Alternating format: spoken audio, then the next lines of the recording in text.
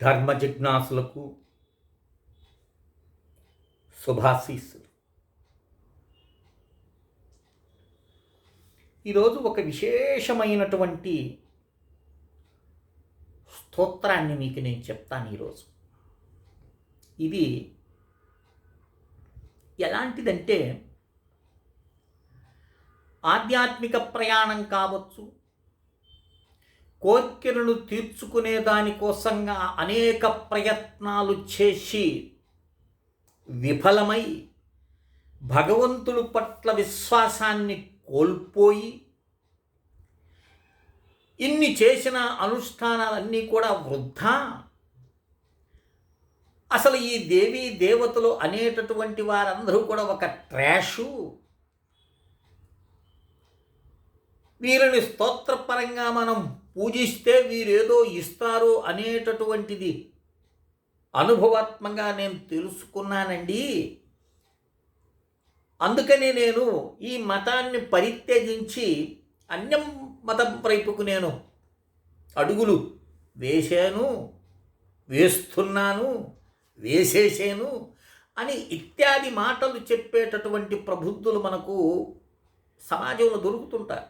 మీరు కావాలంటే ఒక మతం మారినటువంటి వ్యక్తిని మీరు ప్రశ్నించి చూడండి, అది వాడి ఇష్టం అనుకోండి. కానీ వాడిని ప్రశ్నించు, ఎందుకు పోయినామంటే నేను చాలా చేశానండి, పూజలు చేసినాను, వ్రతాలు చేశాను, ఏం ప్రయోజనం లేదు అంటే ఏ ప్రయోజనాన్ని అర్థిస్తున్నావు నువ్వు? ఈడ లభించినటువంటి ప్రయత్నం నీకు అక్కడ ఏమి లభిస్తుంది అనేది వాడి మస్తిష్కానికి మనం వదిలేస్తాం. కానీ ఆధ్యాత్మికతలో ఒక చరమస్థానం అనేది ఉంటుంది. అన్ని రాళ్ళు తగలవు, ఏదో ఒకటి తగులుతుంది.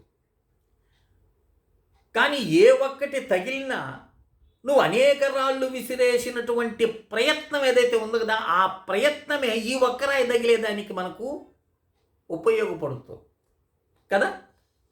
అన్ని రాళ్ళు విసిరేవు, ఆ అనుభవం లేదనుకోయి, ఈ తగిలిన రాయి నువ్వు ఆ అనుభవంతోనే కదా విసిరింది, అది ఎందుకు మర్చిపోతున్నావు?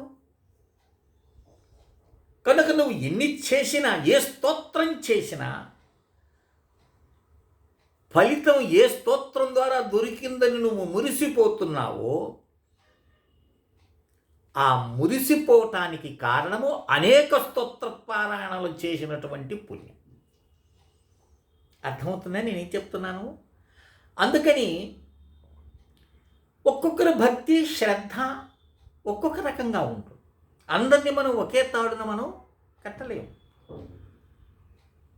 దీన్ని దృష్టిలో ఉంచుకొని నీవే గతి, ఇక వేరే గతి లేదు అని పూర్తిగా సరెండర్ కాదు.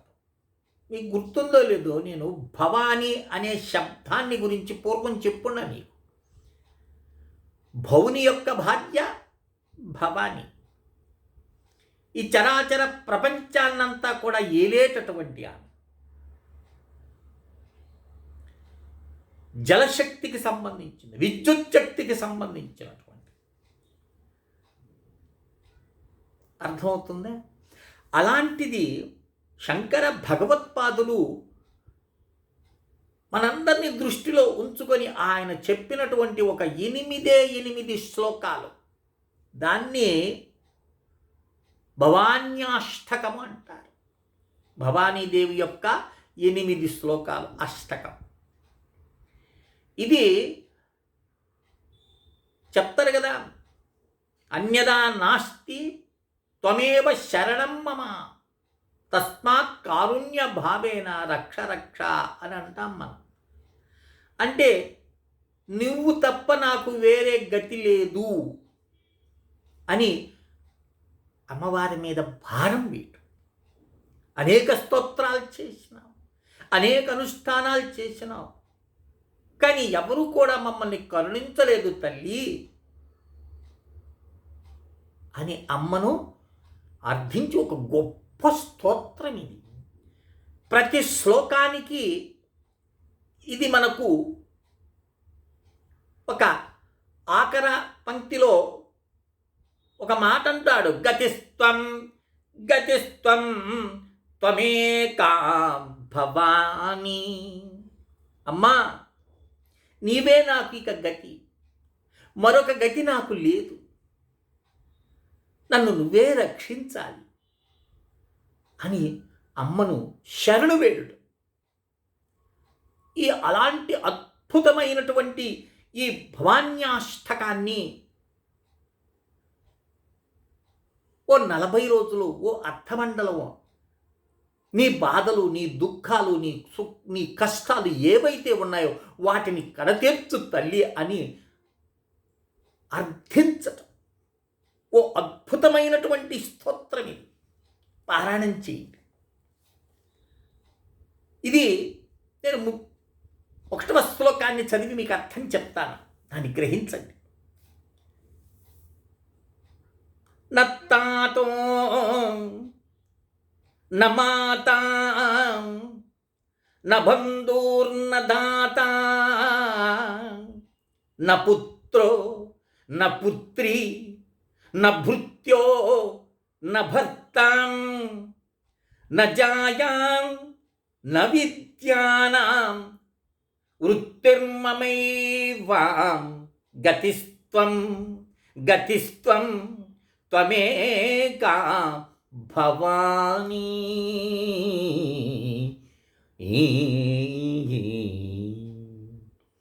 చదువుతుంటేనే ఎంతో ఆనందం ఇస్తుంది, ఆహ్లాదం అనిపిస్తుంది. ఇలాంటి స్తోత్రాన్ని భక్తితో అశ్రు నయనాలతో అమ్మను వేడుకు. ఏం చెప్తున్నారు? ఓ భవానీ మాతా పరమేశ్వరి, నాకు తండ్రి లేడు, తల్లి లేదు, బంధువులు లేరు, దాత లేరు. అంటే ఇక్కడ తల్లిదండ్రులు లేదో ఉన్నప్పుడు లేనట్టు కాదు. ఇక్కడ ఉద్దేశ్యం ఏంది? నా దుఃఖాన్ని తొలగించే దాంట్లో వీరెవ్వరి పాత్ర లేదు.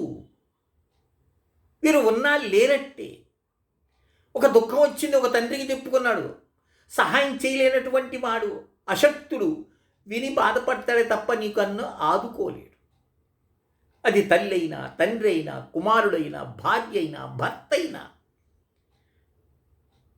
వారిని దుఃఖాన్ని తొలగించే శక్తి వారికి లేదు.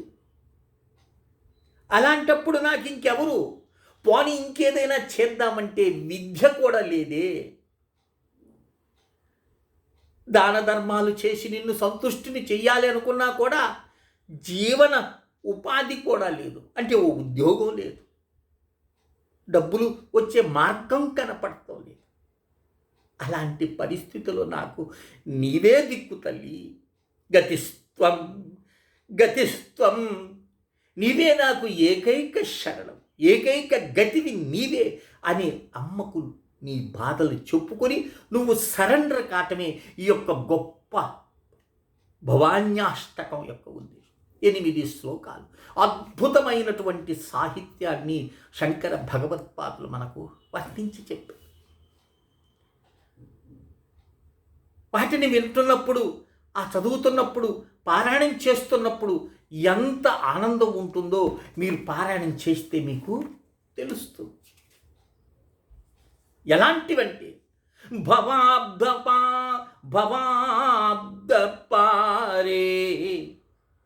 మహాదు కబీరు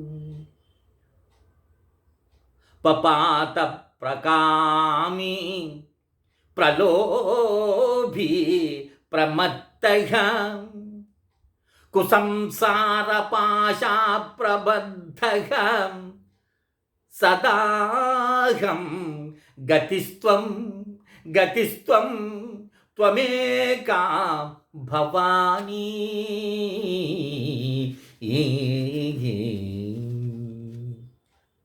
ఓ భవానీ మాత, నేను మితిమీరిన కోరికలు, లోభము మరియు అజాగ్రత్తతో కూడిన వాడినై అంతులేని సంసార సముద్రంలో పడిపోయాను.